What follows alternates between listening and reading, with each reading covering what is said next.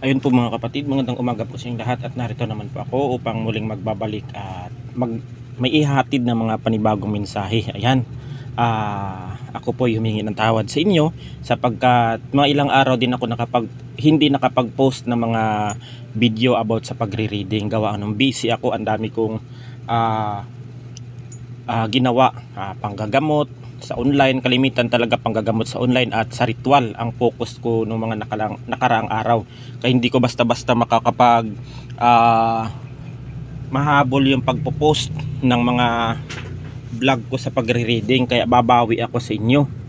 Yan, ang mensahe natin ngayon, yan ang topic natin, kung ano ba ang gustong sabihin ng inyong nanay, yan, mama, mami at mga lola na ninyo. Kung ano nga bang ibig ipaabot sa inyo mga mensahe, kung ano yung gusto nilang sabihin sa inyo, yan, ng inyong ng inyong nanay. Yan, tignan natin kung ano ang mga mensahe, kasi namimiss ko na po yung paghahatid ng mga mensahe sa mga subscriber ko. Ayan, road to 6k followers tayo sa ating YouTube channel, ay subscribers pala. Ayan, malapit na tayo mag 6k sa ating subscriber sa YouTube. Ayan, sa YouTube ako magpo-focus. Katay ng tatlo mga kapatid, yung ano nga ba ang mensahe ng inyong nanay, mama, mami at inyong lola. Yan, kukuha ko ng 13 baraha kung ano yung gusto nilang mensahe sa inyo. Yan, 1, 2, 3, 4, 5, 6, 7,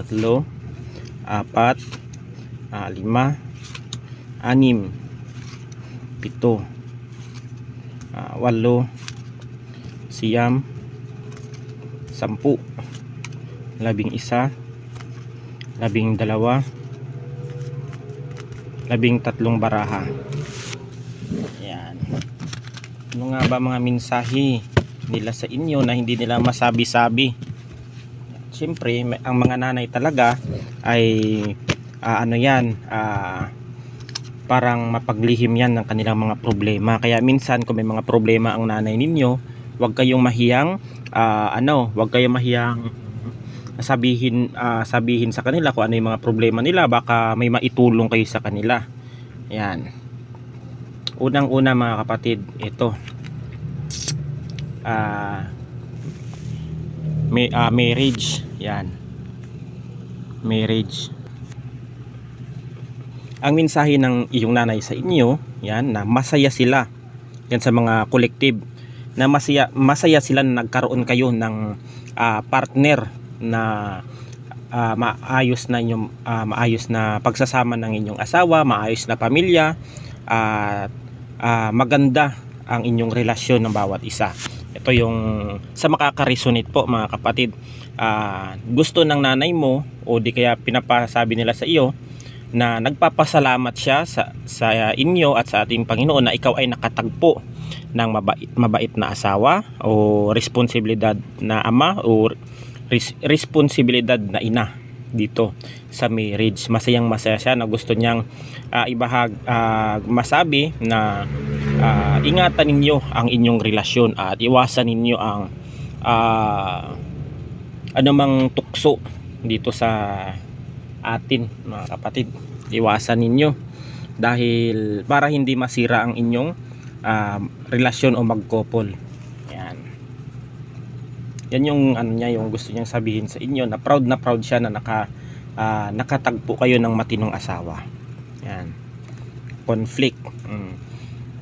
Merong iba dito na dati na nagkasagutan kayo ng nanay ninyo, o di kaya napangaralan kayo ng nanay ninyo na kinasama ng loob ninyo, na nagtampo kayo sa kanya, napagalitan kayo ng todo mga kapatid. Ang conflict na ito mga kapatid ay meron ditong mag-ina na parang hindi sila nagpapansinan ng mga anak nila. Yan, sa mga karesonate nito, gusto nito ng nanay mo, o gustong sabihin ng nanay, mami, mama o lola ninyo, na gustong makipag-ayos ito sa inyo, mga kapatid. Kung kayong mga anak na natitiis ang inyong ina sa galit, ang ina po ay hindi po matitiis sa anak na magalit sila. Yan, nagagalit lamang po ang ating nanay dahil po para hindi tayo mapahamak, mapariwara, o di kaya mapunta sa mawalang kwentang bagay ang ating buhay, mga kapatid. Kaya po minsan ay nagagalit ang nanay natin kung maka-advise sila kahit mga masasakit na salita gagawin nila na maparinig sa inyo para hindi lang kayo mapasama o mapahamak. Ayan, ang nanay po, mga kapatid, ay kahit ang nanay natin ay kahit galit yan, maya-maya po, mga kapatid, ay napapawi ang galit niya pag humupa na ang galit sa kanya. Sa inyo, mga kapatid, humupa na. Kaya gusto ng nanay ninyo, kung kayo man ay may hindi pagkaunawaan, na magkaayos kayo. Yan, may iba dito na may kunting tampo sa nanay nila dahil napagsalitaan sila ng hindi maganda. Gusto nito makipag-ayos sa inyo, yung nanay ninyo na hindi masabi-sabi. Ang gusto kasi ng nanay na ito, kayo ang pumunta sa kanila at humingi ng tawad, kasi nanay yan, mga kapatid. Nanay, hindi yan magbababa ng pride yung nanay ninyo, kasi hindi kayo lumabas at nakatungtong dito sa ating mundo kung hindi dahil sa kanila. Yan, at ang gusto lang naman ito, magkaayos kayo, mga kapatid, itong conflict na ito. Yan, at patawarin ninyo kung kayo man ay may kasalanan sa nanay ninyo, o di kaya may hindi kayo pagkakaunawaan. Ang problema po, mga kapatid, may solusyon. Kung nagkamali man ang inyong nanay, kung ano man ang pagkamali, ay pag-usapan ninyo, mga kapatid. Ang problema kasi, mga kapatid, may solusyon yan. Hindi yan dinadala sa mataas na pride. Yan, baka nasa huli ang pagsisisi, mga kapatid. Nasa huli talaga ang pagsisisi. Yan, kung saka wala na yung inyong nanay, lola, mama, o kung ano man, o lumisan man sila sa doon na kayo magsisisi. Yan, kalimitan ganun ang nangyayari. Inyong may nanay kayo dito, sa lahat ng nanay, mama, o kung mami o lola ninyo, may mga iniinda itong sakit na hindi masabi-sabi sa inyo. Itong sakit na ito ay maaaring physical. Ang sakit na kanilang nararamdaman, na nahihiya sila na magsabi sa inyo o mag-open sa inyo dahil baka magalit kayo sa kanya, o di kaya pagsabihan ninyo sila ng hindi maganda. Meron itong sakit, maaaring high blood o diabetes, o di kaya yung sakit na muscle pain, o kung ano. Siyempre tumatandaan ng ating mga nanay, mama, ay may mga sakit ito na iniinda na hindi nila sinasabi sa inyo, o di kaya nahihiya lang. Kayo din ang makakapansin yan, mga kapatid, kung nagsasama kayo sa bahay. Makikita din naman yan yung aura niya sa mukha, sa niya, kung siya ay may problemang dinadala. Dahil may nakikita ko ditong merong mga karamdaman sila sa kanilang katawan, physical. Yan, kasi pag tumatanda na tayo, lumalabas po ang ating sakit sa ating katawan, lalo na kung tayo dati ay abuso din sa ating katawan na hindi natin nadidisiplina. Kaya yung sakit habang tumatanda tayo ay lumalabas. Yan, profesyon. Proud na proud ang mama mo kung ano yung narating mo ngayon, o di kaya ikaw dito ay doktor, nurse, police. Pinag-aral kayo ng inyong nanay, naging professional kayo, naabot ninyo ang inyong mga pangarap, kung ano man. Proud na proud yung nanay ninyo sa inyo kung ano man ang narating ninyo ngayon. Ayan, ang sabi ng nanay ninyo dito ay mahalin ninyo ang inyong profesyon, inyong trabaho, ingatan ninyo ito, at huwag ninyong abusuhin, mga kapatid, dahil pag inabuso ninyo ang inyong trabaho na ito, ay maaaring mawala ito sa inyo. Proud na proud yung nanay ninyo, kahit may hindi kayo pagkakaunawaan, nagkakasagutan kayo, yung nanay ninyo ay nagagalit lang, pero mga ilang minuto ay humuhupa din ang galit nito. Yan, nagagalit ang nanay natin dahil para din naman sa atin yung mga kaya nagagalit sila, kasi ayaw nilang mapapahamak tayong mga anak. Yan, sino ba namang ina na gusto mapahamak ang kanyang anak o mapariwara ang kanyang anak? Di ba hindi? Di ba wala?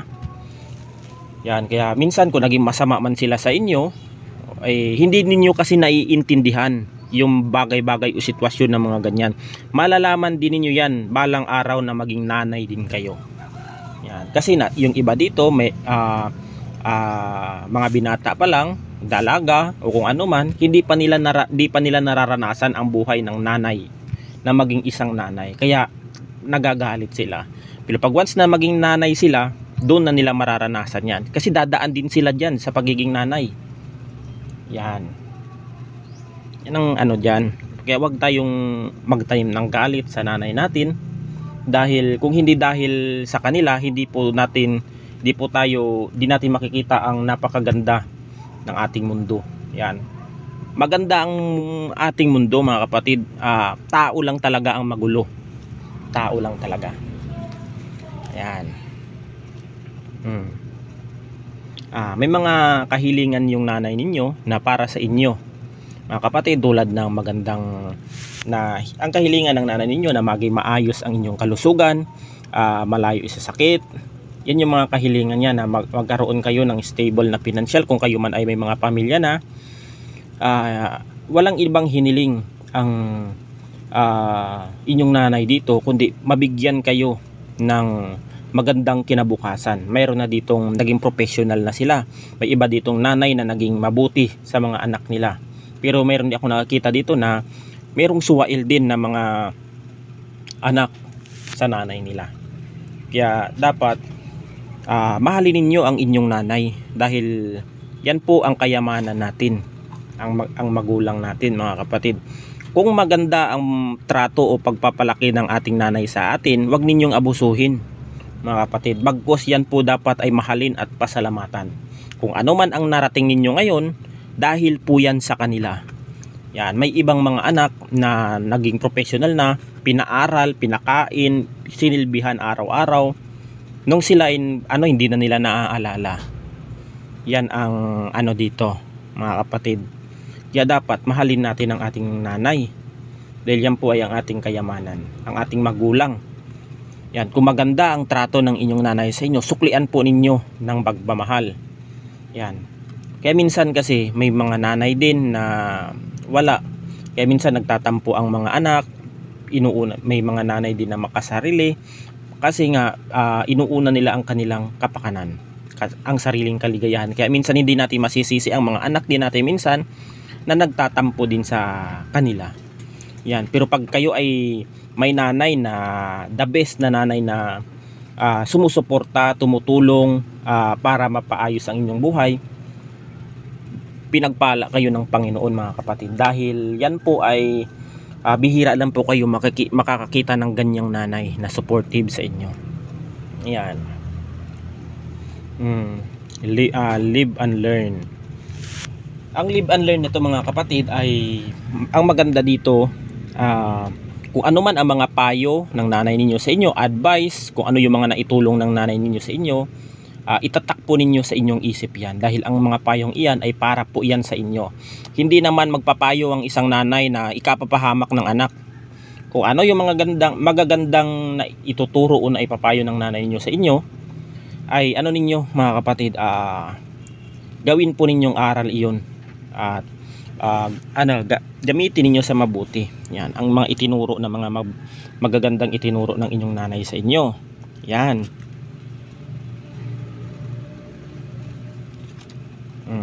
Promise. May mga pangako yung nanay ninyo sa inyo na natupad na, o di kaya kayo ay napagtapos. Meron din ditong nabigyan ng magandang buhay. Meron ditong mga OFW na isang nanay na nabigyan nila ng magandang buhay ang kanilang mga anak. Napagtapos na nila yung mga kamag-anak nila. Napagtapos nila yung mga pangako ng mga kababayan nating OFW dyan na pinagtapos ang mga kamag-anak, pamangkin, anak, o kung sino man yung mga tinutulungan nila, ay tinupad nila iyon, na binigyan nila ng magandang kinabukasan, o napagtapos nila ng pag-aaral ang kanilang pamangkin o kanilang mga anak o sa kanilang mga pamilya. Ayan. Promise. Ibig sabihin, pinag-aral ng kanilang mga auntie, nanay, mama ang kanilang mga anak dito, at nakapagtapos ng pag-aaral bilang professional. Yan, kung kayo po ay napagtapos ng inyong nanay ng pag-aaral kahit sa senior high school, college, ipasalamatan ninyo yan mga kapatid. Yan po ang kayamanan na kayamanan na hindi kayang nakawin ni numan, ang inyong pinag-aralan. Yan ang mana na hindi mananakaw ng kahit sino man. Kung ano man ang inyong kaaralan, kung ano man ang inyong natutunan, ay hindi pwedeng nakawin yan kahit sinong tao. Hindi yan lupa, hindi yan pera, hindi yan kakayahan mo ang hindi mananakaw ng ibang tao ang kakayahan mo. Kaya kung may mga pinag-aaral dyan ng inyong nanay, mama, ay mag-aral kayo mabuti para gumanda ang inyong kinabukasan. Yan. Iwas-iwas din sa mga barkada, bisyo, kung ano man, dahil yan ay magpapahamak sa inyo. Yung mga ganyang bagay, iwasan ninyo, lalo't lalo na yung mga barkada na bad influence. Kasi naging barkador din ako dati, naging tarantado din ako dati, pero na-realize ko nang habang tumatanda at nagkakaedad ako na walang kwenta. Yan, siyempre mga teenager o angas-angas, paastigan, pero habang tumatanda tayo, doon natin nare-realize na mali yung mga pinagagawa natin na pagiging barumbado. Wala tayong makukuhang maganda sa mga ganyang yung sa mga taong basagulero ay una lang ang astig mga kapatid, pero habang tumatanda ka o nagkakaedad ka, doon mo marirealize pag may pag nasa tamang ka na edad. Yan, compromise. Ang compromise na ito ay tinatawag na kahit may pinagtalunan kayo ng nanay ninyo, kung ano man ang mga pagkakamali ng nanay ninyo, ay wag po ninyong sumbatan, wag po kayong magalit, wag po kayong mainis sa nanay ninyo. Kahit anong mangyari, kahit balibaliktarin man ninyo ang mundo, nanay nyo pa rin yan. Yan. Kahit balibaliktarin ninyo yan, nanay ninyo yan.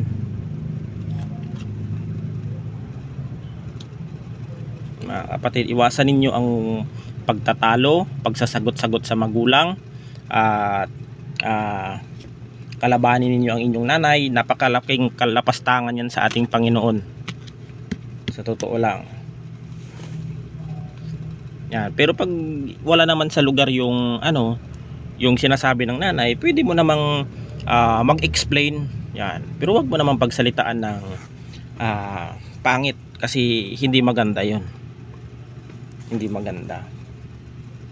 Kaya kung ano man ang narating mo ngayon, dahil yun sa nanay mo, o di kaya sa pagsusumikap mo rin siguro. Yan. Yan mga kapatid,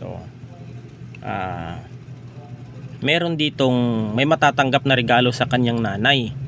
Yan, may mga matatanggap ng regalo. Hintay-hintay lang mga kapatid na baka may matatanggap kayo ng mga regalo o kung ano man na gustong isorpresa sa inyo ng inyong nanay.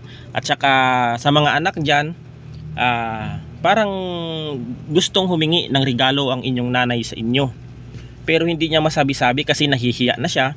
Maaring yung iba dito ay merong pamilya na, kaya nahihiya sila. Parang gusto ng nanay ninyo na regaluhan ninyo siya kahit damit, kahit relo, kahit pagkain man lang, ilibre ninyo sila sa labas. Kahit ganun yung mga material na bagay na hindi naman kamahalan ang inihingi nila, ay masaya na sila doon na makapag-bonding kayo ng inyong nanay. Yan, pumunta kayo sa labas, kumain kayo sa labas, manood kayo ng sine, mag-shopping kayo, mamili kayo din sa labas. Yan na ang malaking regalo ng inyong nanay sa inyo. Hindi kasi nila masabi-sabi ito sa inyo mga kapatid, hihingi sila ng pera sa inyo, hihingi sila ng regalo sa inyo kasi nahihiya sila, kasi may iba dito na pamilyado na yung iba dito kasi nahihiya sila. Ayan. Pero dapat kung ano man ang narating ninyo ngayon, suklian din ninyo ang inyong nanay. Bigyan din ninyo kahit papano, kahit barya man lang yan, kahit pagkain, kung ano man ang maibibigyan nyo na bukal sa inyong kalooban na walang sumbat, bigyan ninyo, dahil kahit anong ano ay masaya na rin ang inyong nanay na na-appreciate nila ang inyong pagmamahal. Yan. May regalo na ibibigay sa inyo, o di kaya meron ditong gusto niyang humingi ng regalo sa inyo na hindi nila masabi-sabi dahil pamilyado na sila. Pamilyado na pala kayo, mga kapatid. Nahihiya sila. Yan. Kahit papaano, bigyan ninyo ng time ang inyong nanay, lola, mama, mami. Bigyan ninyo ng time. Dahil lahat naman tayo dito ay gusto ng ano rin, ng makapagbanding sa kanilang mga anak. Yan. Evidence. Ang evidence na ito, mga kapatid, ay ang nanay ninyo dati ay may mga ano din. Yung nanay ninyo sa evidence na ito ay may mga kakulitan din kayo dati. Alam ng nanay ninyo simula nung maliit hanggang sa pagtanda ninyo na meron alam na alam niya yung ugali ninyo kung ano. Yan. Kaya ang mensahe ng nanay ninyo sa ano, sa inyo, kung kayo man ay may ugali dito na hindi maganda, maldita, o di kaya hindi magandang pag-uugali nung kayo ay bata pa, ang mensahe ng nanay ninyo dito sa inyo, ang masasabi niya lang ay baguhin ninyo yan ang inyong mga ugali. Huwag ninyong dalhin ang inyong ugali niyan habang kayo tumatanda, dahil wala pong maidudulot na mabuti yan. Yan. Yan lang ang gustong sabihin ng nanay niyo sa inyo. Trap. May mga nanay dito na natatrap din sa kanilang sitwasyon. Maaring siyempre mayroong din nanay na hirap din sa buhay. Kung kayo ay nakaangat-angat na, may mga naipon kayo at naipundar, huwag kayong manghinayang na mag-abot sa nanay ninyo kung nahihirapan man siya. Kasi ang nanay ninyo ay siyempre simula nung bata kayo hanggang sa tumanda kayo at nagkapamilya, sila yung nagtaguyod sa inyo. Dapat din ninyong balikan ng suporta ang inyong nanay. Yan. Kahit man lang pambigas dyan, kahit man lang pang tinapay, pang kape, ay masaya na ang inyong nanay sa inyo. Masaya na yan.